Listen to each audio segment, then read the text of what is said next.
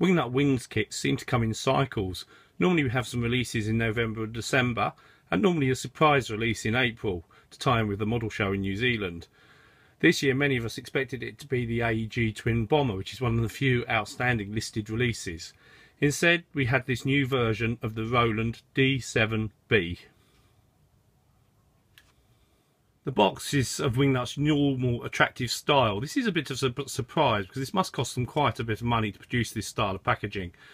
Please note there is damage to this box. That's not due to anything happening in postage, it's due to my Labrador deciding to sit on the box. The contents of the box is well packaged. Every single plastic part comes in its own clear bag, as does the decals, the etched brass and the instruction book. The fuselage sprues are unchanged from the original release. This includes some incredibly fine detail, which I will now try and zoom in on. Standard on this is absolutely phenomenal. This is the wood planking that is such a feature of the Roland. The clinker built construction, quite a challenge to paint this if you're going to do a wooden scheme, but luckily there are some camouflaged examples on the decal sheet. With the exception of one sprue, all of these parts in this kit we've seen before. Here we have the wings, nice one-piece mouldings, trailing edges. Now, I don't know how well this will pick this up, but these are super thin. Held up to a light, you can actually see through the trailing edge. It is that sharp. Beautiful piece of moulding, as always, from Wingnuts. These two sprues mix old and new. The main difference between this and the preceding Roland kit is the engine, and here we have a very nice example of the Mercedes engine. Detail on this is really first rate. You even get spark plugs. I mean, this seriously is going to look very pretty out of the box. Now, most German aircraft, this is a tightly cowled arrangement, so you can't actually see much of this, but fortunately at least one of the options on the book has those cowls removed, making the engine visible. The decals supply no less than 3 large A4 sheets. The one we can see here is the 5-colour lozenge scheme, and here we have the 4-colour lozenge scheme. Note the rib tapes are also supplied.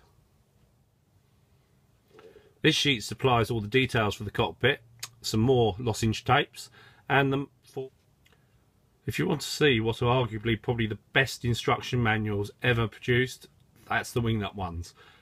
They're just stunning. Everything is clear, laid out. You can't really make a mistake with construction. Even better are the thumbnail photographs, which help clarify where everything goes if there is any query. An example here is this little picture here, which shows a part number, so you can make sure you know exactly where everything fits. Absolutely superb instruction book. Here's another example. Anyone who throws this instruction book away after construction, I'm sorry, there is no other word for it, but they're idiots. This is a perfect state-of-the-art reference book. I'm sure it will be worth some money in its own right in a few years' time.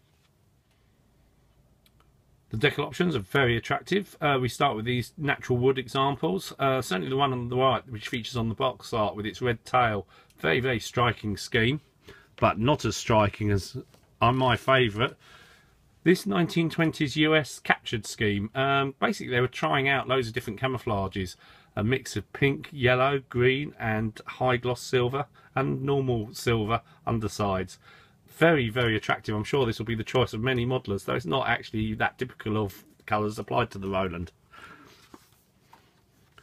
Another very late war camouflaged example, probably the easiest one of the lot to paint, and that would probably be my choice, though I am very tempted by that US example. And finally another wooden example. Note the period photographs, and now I'd love to see someone try and do that damaged example.